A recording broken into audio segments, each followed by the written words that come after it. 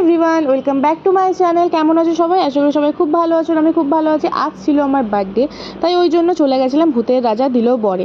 তো আমাদের অনেক দিন ধরে প্ল্যান চলছিল যে আমরা কবে ভূতের রাজা দিল বরে যাবো, বাট কাজের চাপে হচ্ছিল না। আর কিন্তু এভরি ইয়ার আমার বর কিন্তু আমাকে অনেক কিছু করে খাওয়ায়। এই বছর কাজের চাপে করে উঠতে পারেনি, ওই জন্যই আমরা চলে গেছিলাম ভূতের রাজা দিল বরে। আর এটা কিন্তু ফুল সারপ্রাইজ ছিল আমার জন্য, কারণ আমি জানতাম না যে আজকের ওখানে যাচ্ছি।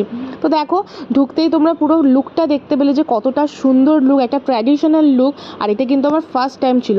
এটা ছিল শিলিগুড়ির বিধান মার্কেটে। তো গিয়ে আমরা একটা থালি অর্ডার করলাম, হীরক রাজার থালি, যেটা দাম পড়েছিল 1400 টাকা, 1399। তারপরে সবথেকে ট্রেন্ডিং যেটা গন্ধরাজ ঘোলটা আমরা অর্ডার করেছিলাম, যেটা খুবই রিফ্রেশিং ছিল আর খুবই ভালো খেতে ছিল। তারপরে আমরা স্টার্টারে অর্ডার করেছিলাম ফিশ ফ্রাই, যেটা একদম পিওর ভেটকি দিয়েছিল আর মাছটা খুবই ফ্রেশ। আর দেন আমাদের থালি চলে এলো শো স্টপার থালি।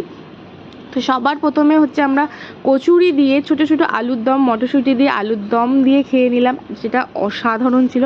তারপরে একটু ঘি ভাতও খেয়ে নিলাম, বাট ঘি কিন্তু আমি ঘরে খাই না, কিন্তু এখানে খেলাম। দেখ, আর এখানে সুব্রত খুবই ভালো লেগেছে।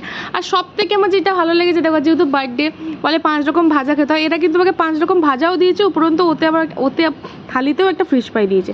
তো তারপরে দেখো, এখানে ভাজা মুগের ডাল দিয়ে, মাছের মাথা দিয়ে মুগের ডাল দিয়ে আলু ভাজা দিয়ে খেলাম, স্বর্গ, এখানে কিছু বলার নেই। আর তারপরে আমার সব থেকে ফেভারিট চিংড়ি মাছের মালাইকারি।